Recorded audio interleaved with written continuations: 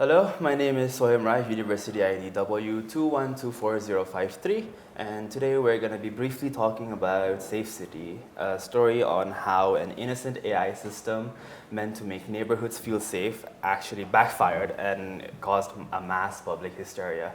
So the Metropolitan City Police deployed a smart surveillance system across 3 London boroughs. The system included like 5,000 CCTV cameras, including AI facial recognition, gunshot detection, ANPR, which is going to be your automated number plate recognition, and then finally your predictive policing algorithms. So on paper, it did seem to work. The crime rates decreased by 28%, right? But who knew that this would be an actual ticking time bomb? So when the system got hacked, right, the real-time location data of many people were exposed, not just ordinary people, but even the undercover police officers. So that's clearly a data breach. And to address this, who's going to be held accountable? So whether it be like legally, ethically, technically, that's just the beginning of the questions we should be asking here.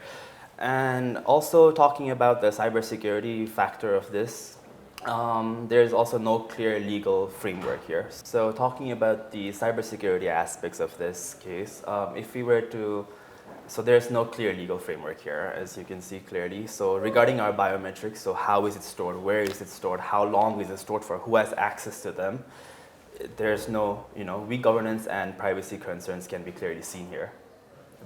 And yeah, so well, Safe City is, of course, not safe. It has issues, not just because of that one technical flaw. I think there might also be a question of ethics here as well, no? Right, so if we're talking about ethics, the major thing that pops up immediately is, what is ethics? Ethics is nothing but a careful calculation between what is right and what is wrong. Now, a computer cannot do that unless it is programmed to, and we are doing the programming. We are feeding it the data, we are teaching it what it's right or wrong, because a machine is basically just an infant child that you have to train from the start. Yeah. So what immediate problem it is we see from the report is that the AI platform, which is Safe City's AI platform, started flagging colored individuals and sending in more patrols to minority the Over-policed, cities, basically. over-policed like cities and different minority groups. So what ended up happening was they sent in more troops into the minority population, and that made more arrests happen. The more arrests send in more data into the data system. Yeah. So it flagged the community. So more people went there, more data came back. And so that feedback loop kept on going on. So now the question is, how responsible should an AI be? Who is supposed to be responsible for this? Are the people who develop the AI supposed to be responsible? The people in the community or the governance? So like, who should be held responsible? Well, I feel like accountability in this case is not as simple as it may first seem, right? I'm Srijal Manandar, University ID W21220052. And well, in this case, let me start by talking about governance first. Because now governance doesn't just mean reducing crime, right? It's also a question of how they reduce their crime. So in terms of accountability, it's kind of shared between three main players in this case, right? The first one being the police themselves. Now, they aren't just people who woke up one day and realized they wanted to be policemen, right? They probably went through rigorous training that extended weeks on end. So the system itself, it was built to assist them. It wasn't built to replace them. Regardless of what data the system feeds them, it's still the responsibility of those police officers, of the enforcement officers to trust their own better judgment. The second one being the government. Now, I feel like there is no proper safeguarding law in place that protects a person's biometrics, let alone the whole issue about surveillance. The third one, and the most substantial factor at play, the most substantial person, party to blame here would be the IT professionals who made the system to begin with, because as IT professionals, you're expected to make a system that can reliably keep someone's data safe, someone's data secure. Technical flaws here are not an excuse, especially when you're handling someone's private personal data. And in this case, regarding IT professionals, it also infringes one of the British Computer Society's 4 fundamental pillars, In particular, the pillar regarding relevance to public interest. Because by failing to make a system that properly protects people's data, you're essentially bringing a bad reputation to IT professionals and the field of IT as a whole, which only leads to negative consequences going down. Not to mention, when you're talking about governance here, there's also the question of who's paying for this, right? There's no way this thing just came into existence one day. Someone had to pay for it. So there's also a massive economic factor here, no? I'm Kovind Radhikari, University IDW 2121977. As we have discussed about safe city system in London, we can show that the technology can have very big impact in economy, whether it's positive side or in negative side. On positive side, we can see that the system reduced the street crime rates by 28%, which is very good. Which can say, if the place is safe, investment more, people invest more in this system, and it also increased the local tourism, which eventually increased the local economy.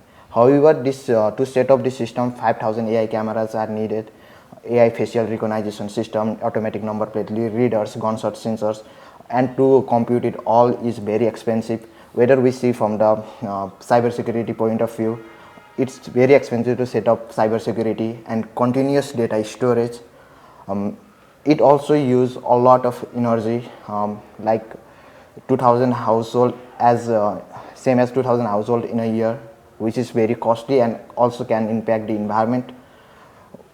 If we have seen that the system it is more biased towards black women than white men's, which can target the overpoliced neighborhood, which have also decreased the local economy and affect the tourism. So however this system is benefit, we have to see through the long-term point of view, will this system benefit us or not. We also have to put chunk of money on research and development. Hello, it's me Vishal Chaudhary, University ID W2122053. So today I'm going to start about smart and safe city, safe city in research on London, on research and development. As you know, smart city is new system. They provide 5,000 CCTV camera, sensors, gun detector, facial recognition, and software to detect the crime. According to research and development, the technology grow very fast to reach crime very quickly. As you know, they provide a computing process to reach the video fast, and even the crime is reached very highly. So we can observe by facial recognition or like sensors, and they combine the facial recognition for the people and less for the other people because it detects the black women especially, and there is a cyber and security also because we have to focus in cyber security because we need to set up the cyber security developer to save our data and reduce and risk of policy. I'm Sulav Maharjan, student ID W2124044. So you brought up the questions about and points regarding how the minority was basically challenged. So now the bigger question is, just because we can, does it mean we should? Because we have seen that this has caused like public outrage. People have come to the streets in protest and started revolting against this entire idea that the safe city is not really safe because being monitored 24/7 is not considered safe. So what would you say about that? Do you think it's safe? Well, more than safety, I think there is a certain trade-off between safety and freedom, right? You would be safe, but then you wouldn't be free. And well, to be honest, I believe as long as the question of safety, as long as the responsibility of safety is put in reliable hands, as long as the people responsible for keeping the state as safe is trustworthy, reliable, as long as the government does its due diligence, makes proper laws to ensure that there are laws protecting people's biometrics, and as long as the IT company also makes sure that they have the necessary security systems in place to ensure no data breaches occur again. As long as that all happens, I think it should be safe, right? So what we got from this is, so basically the issue with Safe City we have right now is just not one factor. We have a lot of factors. So for example, you talked about ethical factors. You are like government and accountability, economic, and yours was research and development, right?